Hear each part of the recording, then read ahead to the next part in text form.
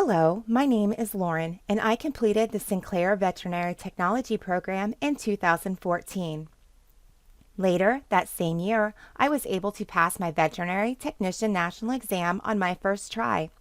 I am currently working on my master's degree at Wright State University.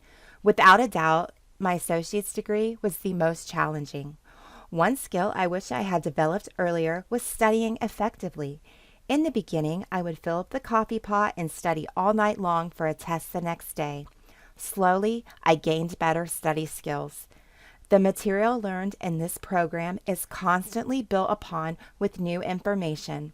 Ultimately, all this information will be needed to complete your national exam.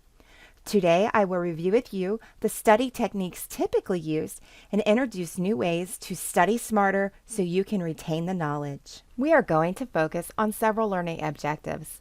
Our goals will be to explain the different types of practice, to identify ways to improve retention, and to evaluate methods that utilize different types of practice.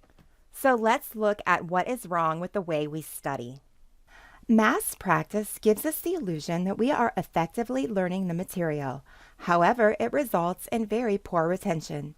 Mass practice means that you are repetitiously focusing on a single topic or skill until you feel it has been seared into your memory. An example of this would be cramming the day before a test, reviewing notes, and rereading the textbook. The next day you take the test and get a decent grade, but later you have difficulty recalling most of the information. Even though research proves that spaced practice is far more effective, students continue to prefer massed practice. Often we do what is familiar to us, and massed practice is what we are used to. However, in this program, retaining the information is vitally important. Much of the information we learn will need to be recalled as we learn new topics. Failing to retain it means more difficulty in the future. Simply rereading the text and taking notes is proven to be ineffective at improving performance. When we don't focus on long-term retention, it makes it harder in the future. This program has many layers, and previously learned information will be needed in the future. If you fail to learn the basic elements, more complex ideas will be almost impossible to comprehend. It is important to have a solid foundation of knowledge upon which you can build. Basic concepts learned in biology, chemistry, and even math will be used throughout this program. Let's look at some ways to improve our practice and retain the information better. Practice is more effective when it is spaced out, when it is mixed up, and when effort is required to recall the information you are learning. For new information to be fixed into long-term memory, consolidation is required, and this process takes place primarily after the first 24 hours of exposure. So practice works better in spaced intervals. Also, in these spaced intervals include the old and new information. This practice of interleaving the information may feel difficult and out of the ordinary. However, this required effort is what is needed to help learn the material. Research has shown that when practice is spaced and interleaved, students retain more information.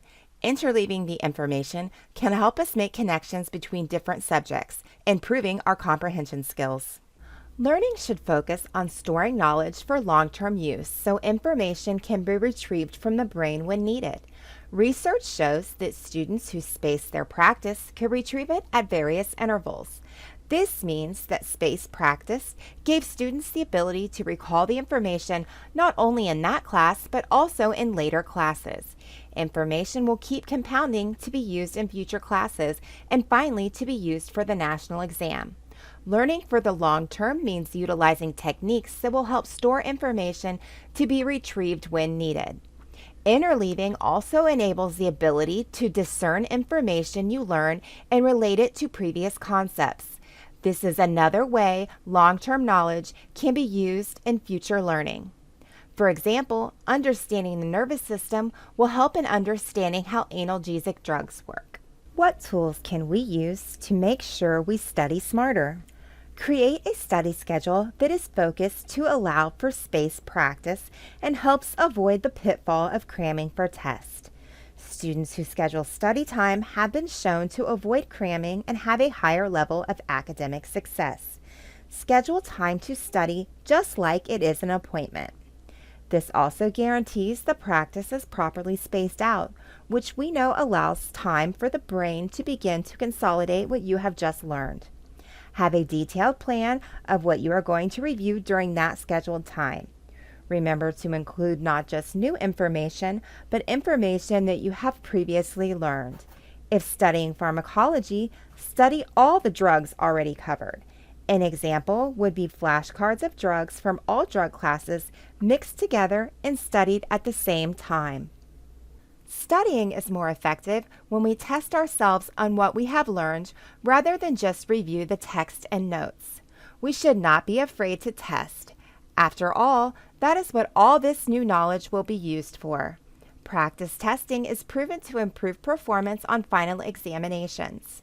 The day after class, take the short chapter test, or take the test in the VTNE practice book that corresponds with that information.